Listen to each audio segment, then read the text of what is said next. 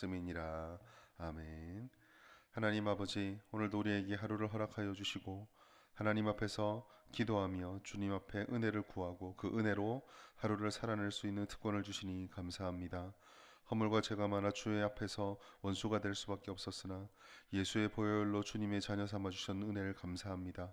그러나 아버지, 우리가 매일매일 살아가며 우리의 생각과 말과 행동 속에 하나님께서 원치 않고 기뻐하지 않는 죄와 허물들이 여전히 있음을 고백하오니 사하시고 용서하여 주시며 우리를 주의 손으로 다스려 주시옵소서.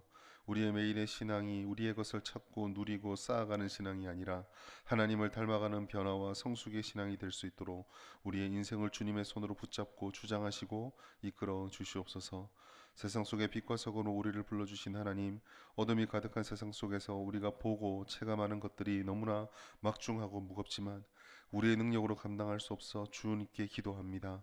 하나님 친히 다스리셔서 이 땅의 눈물을 닦아주시고 모든 어둠을 복음의 빛으로 물리쳐 주시옵소서. 갈등과 분열이 가득하고 불의와 부정이 가득한 곳에 하나님의 공의와 공정과 주님의 은혜가 넘치도록 임하도록 하나님 아버지 역사하여 주시옵소서. 무너지고 있는 사람들의 마음들, 또 우리가 눈으로 보고 있는 삶의 모든 문제들을 주님께서 친히 다스리셔서 해결하여 주시고 흐르는 눈물을 닦아주시며 경제가 회복되어지고 갈등과 분열이 가득한 곳에 하나가 되는 은혜를 허락하여 주시옵소서. 하나님 아버지, 특별히 교회를 통해 빛과 소금이 되라고 말씀하셨고 하나님 이 땅에 복음을 흘려보내기를 원하셨으니 교회가 본연의 모습으로 회복되어지고 성도가 세상에 있으나 세상에 속한 자가 아니라 구별된 삶을 살아내어 이 땅을 변화시키게 하여 주시고 하나님이 세우신 일꾼들과 위정자들 또 주님이 택하신 사람들이 주님을 두려워하는 마음으로 자신들의 사명을 감당할 수 있도록 다스리시고 지혜와 능력을 부어 주시옵소서. 간절한 기도 제목을 가지고 하나님께 나와 기도하는 성도들, 습관을 따라 하루에 첫 시간을 주님께 드리는 하나님의 백성들을 기억하여 주시옵소서.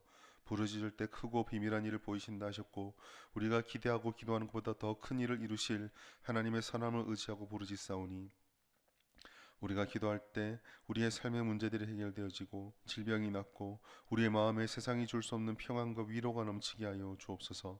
기도를 통하여 주님과 더욱더 가까워지며 기도 속에서 하나님의 은혜를 온전히 누리고 발견하게 하여 주옵소서. 주님의 말씀 앞에 나아갑니다. 듣고 흘려보내거나 머리에 쌓아두는 지식의 말씀이 아니라 우리의 삶으로 살아내어 생각과 인생이 변화되는 말씀의 능력, 그 열매가 우리 삶 가운데 충만할 수 있도록 성령 하나님, 오늘도 우리 가운데 함께하여 주시고 은혜를 베풀어 주시옵소서. 모든 것 주님께 맡겨드리며 살아계신 예수님의 이름으로 기도드리옵나이다. 아멘.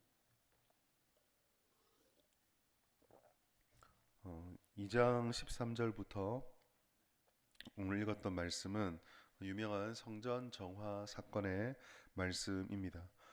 매매를 하고 있었던 성전에 예수께서 들어가셔서 그 매매하는 이들을 다 쫓아내시고 성전을 본래의 모습으로 깨끗하게 만드셨던 사건이라고 우리가 알고 있고, 또 그 말씀 속에서 이 성전의 정화를 통하여서 예수님으로 대변되는 진짜 성전, 진짜 은혜와 구원의 회복을 우리에게 보여주시는 교훈으로 발견하고 있는데요. 조금 깊이 묵상해 보시면 이 성전 정화 사건 속에서 배경이 되어지고 뿌리에 존재하고 있는 사람의 고쳐야 될 것들, 연약함들을 깨닫게 됩니다. 오늘 성전 정화 사건의 배경은 큰 틀에서는 성전 안에서 매매가 일어나고 있어서 성전의 본래의 기능과는 달랐다라는 배경을 가지고 있습니다. 조금 더 구체적으로 보시면 14절에 보시면 성전 안에서 이 사건이 일어났다라고 되어 있는데 그 당시의 문헌들을 찾아보면 여기서 말하는 성전 안은 예수님 당시에 성전에 초입에 들어갔을 때에 유대인들이 아니라 이방인들만이 머물 수 있는, 이방인들은 성전에 깊숙한 곳까지 못 들어오기 때문에 그 이방인들의 기도와 예배처로 사용되던 것이 이 성전 안의 장소였고, 그래서 공식적인 명칭은 이방인의 뜰이다라고 불렸던 곳입니다. 보통 제사 때마다 이 장이 서는 곳, 그 재물을 바꾸고 거래하는 곳이나 화폐를 바꾸는 환전이 일어났던 장소는 바로 이 이방인의 뜰에서 이루어졌습니다. 먼 곳에서 오는 사람들이 재물을 거기서부터 끌고 오지 못하기 때문에 돈으로 가져와서 재물을 산다거나, 혹 가지고 온 재물이 처음 출발할 때는 괜찮았는데 오는 과정에서 상하게 되면 합당하지 않기 때문에 그 재물을 교환하는 곳, 그리고 당시의 통용화폐였던 로마 화폐는 황제의 상이 새겨져 있었기 때문에 우상 것을 드리지 못해서 아무것도 새겨지지 않았던 당시의 통용화폐 중에 하나였던 두로의 화폐로 로마 화폐를 바꾸는 환전소가 보통 여기에 설치되어 있었습니다. 다시 말해서 이 존재는요, 반드시 필요한 곳입니다. 우리가 기억할 것은요, 예수께서 소와 양과 비둘기 매매자를 쫓아내고 화폐나 환전을 했다라고 분노하셨다라고 쉽게 이해를 하는데, 예수님께서는 그 행위 자체를 금지하신 것은 아닙니다. 필요한 것이었고 오랫동안 그런 것들이 있었기 때문에 그 자체를 문제 삼은 것은 아닌데, 문제가 뭐냐면 이와 같은 일들이 이방인의 뜰, 즉 이방인의 예배하는 곳을 차지했기 때문에 이방인들은 구조적으로 기도할 곳과 예배할 곳이 없었습니다. 그러니까 이방인들은 그저 아무것도 할 수 없이 거기서 쫓겨날 수밖에 없었던 거죠. 이방인들이 예배처를 망쳐 놓았다라는 이와 같은 예수님의 그 말씀은 16절에 장사하는 집이라는 비난 속에도 있지만, 다른 병행 구절인 13절과 17절에 보시면은요, 좀 더 명확합니다. 마태복음 21장 13절 보시면 내 집은 기도하는 집이라 했고, 마가복음은 훨씬 더 노골적으로 마가복음 11장 17절에 만민이 기도하는 집이라 했습니다. 이 말은 바꿔 말하면 너희만 기도하냐? 왜 이방인들은 못하게 장소를 빼앗았느냐? 라고 하시는 예수님의 말씀 의미가 들어가 있거든요. 결국 여기서는요, 장사를 했다는 것보다는 신앙이라는 이름 속에 드리워져 있는 유대인들의 편견과 삐뚤어져 있는 모습들을 지적하고 있는 거예요. 그들은 자신들의 편의와 편견, 전통, 자기들의 느낌, 신념에 따라서 자기 신앙만을 지키기 위한 결정을 내립니다. 즉 무슨 말입니까? 이방인은 개다. 예배할 자격이 없다. 라고 하는 이 편견들을 가지고 이기적인 자기 열심만 충족되면 되니까 그저 하나님이 하셨던 말씀보다는 자기들이 옳다라고 믿는 대로 그냥 행했던 것 뿐입니다. 문제가 아무것도 자기들에게 없었던 거죠. 그런데 아무리 신앙적인 이유를 대고 아무리 신앙적인 것으로 포장을 한다 할지라도, 오늘 말씀 우리가 성전 정화 사건은 22절까지라 생각하시는데 25절까지 말씀 보시면 마지막에 예수님이 행하셨던 일들, 이 성전 정화 사건을 포함해서 유대인 6월절에 예수님이 일으켰던 표적과 행동들을 바라보며 사람들이 예수님을 막 믿는데, 그 믿음 뒤에 좀 이상한 말씀 붙여놓았어요. 25절 보시면 예수께서는 사람의 속에 있는 것을 아신다라고, 뭔가 모르게 이 성전 정화 사건의 끝나는 말씀이 찝찝하게 끝이 납니다. 사람들이 믿음을 얘기합니다. 좋아합니다. 예수님을 따른다 얘기합니다. 예수님 바라보면 얼굴에 미소를 짓습니다. 입에서 예수를 거론합니다. 그래서 마치 자기가 예수의 편인 것처럼, 예수님을 내가 받아들인 것처럼 합니다. 그런데 그 말을 우리가 들으면 참 신앙이 좋구나, 결정을 잘 내렸구나 생각하는데, 말씀의 끝이 어떻습니까?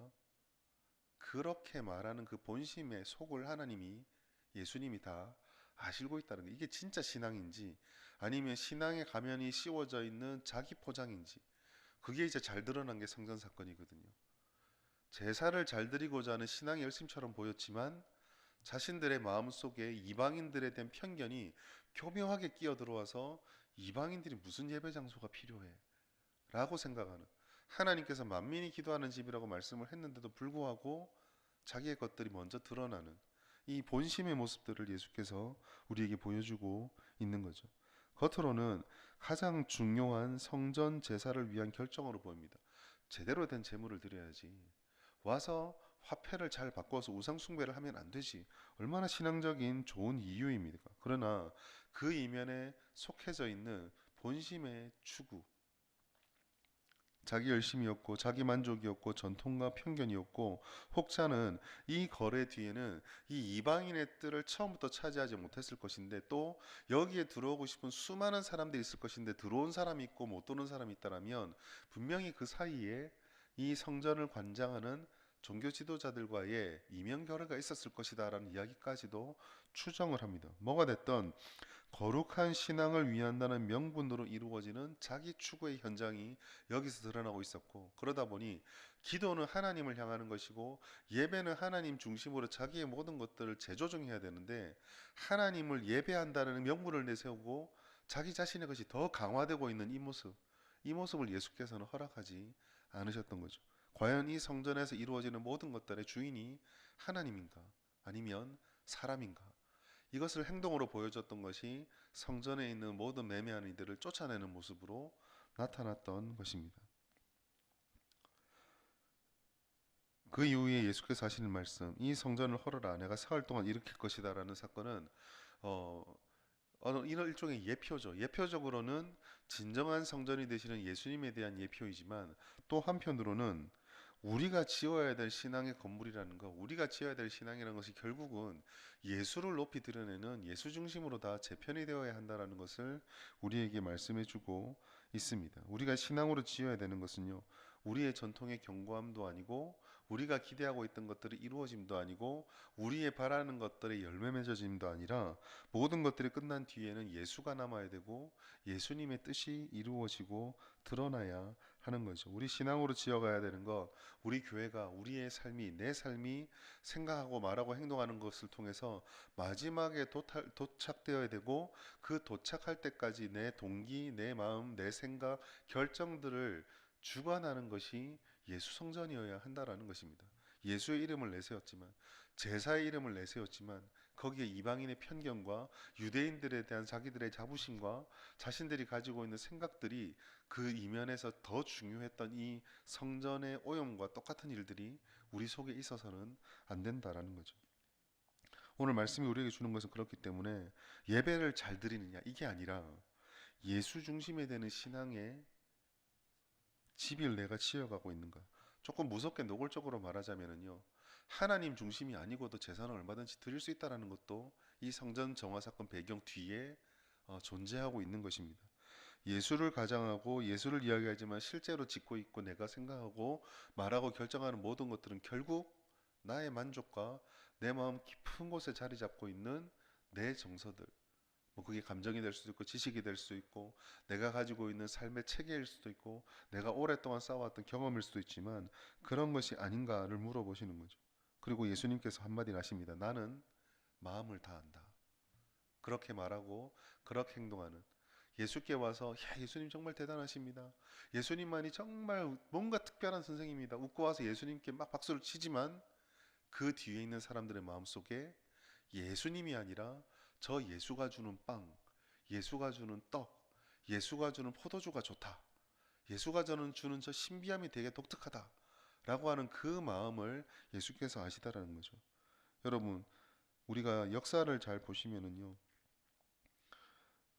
십자군을 저는 항상 이 부분에 생각할 때마다 십자군 생각을 많이 하거든요. 온 나라가 교황부터 시작을 해서 군인, 왕, 뭐 평민, 노예 할 거 없이 하나님을 위하여라고 쫓아갔지만 교황은 하나님을 내세우고 머리가 커져가는 왕과 군대들을 좀 더 통솔하고 싶었고 왕과 제후들은 교황 때문에 유럽에서는 힘을 못 얻으니까 저 동쪽으로 와서 저기 땅이라도 차지해보자는 욕심이 있었고 평민과 노예들은 평민들은 가서 보물 약탈해오자. 노예들은 자유인이 될 수 있겠지.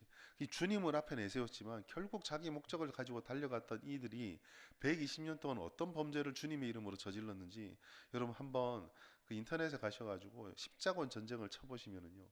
얼마나 신앙의 이름으로 예수님의 이름으로 얼마나 우리가 엉뚱한 일을 할 수 있는지 사람이 엉뚱한 일을 할 수 있는지를 너무 적나라하게 볼 수 있어요. 다 이 성전에서 일어났던 일들의 연장선 안에 있고 혹 우리의 매일의 삶 가운데 이 연장선이 있지 않은지 돌아봐야 됩니다. 그러나 이거를 뒤집으면 만약 우리가 이 순수한 예수님만을 따른다라는 믿음을 우리가 가지고 계산이 아니라 다른 어떤 것들이 아니라 예수의 성전을 짓기 위해서 내가 생각하고 말하고 행동한다면 우리의 인생에 맺혀진 열매는 정말 다를 겁니다.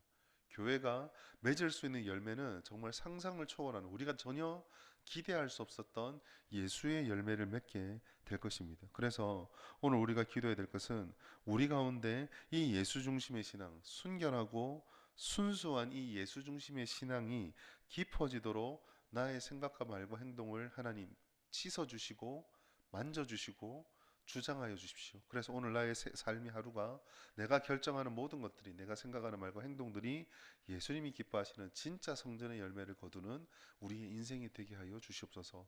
우리 교회가 되게 하여 주시옵소서. 이렇게 기도해야 되겠습니다. 이렇게 기도하셔서 오늘 주님이 주시는 이 은혜의 말씀, 성전을 아름답게 세워가는 우리 모든 성도들의 삶이 되기를 예수님의 이름으로 축복합니다. 오늘 말씀을 놓고 기도하겠습니다. 하나님, 예수를 위한다고, 하나님을 위한다고 했지만 자기의 편견과 자신들의 편의와 자신들의 중심의 모습으로 성전을 더럽혔던 유대인들을 봅니다.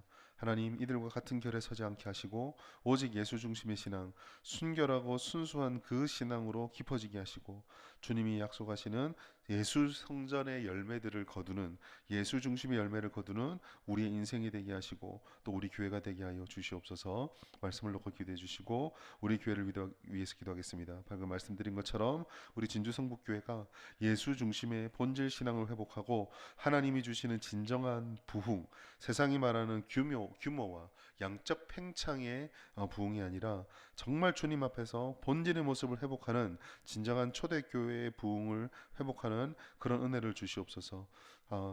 2026년 3월 8일 공동회를 위해서도 기도하겠습니다. 하나님께서 기뻐하시는 일꾼들이 세워지고 온 성도들이 한 마음으로 하나님의 은혜와 뜻을 보고 또 그 뜻에 우리가 쓰임 받는 축제와 기쁨의 시간이 될 수 있도록 도와주시며 은혜를 베풀어 주시옵소서.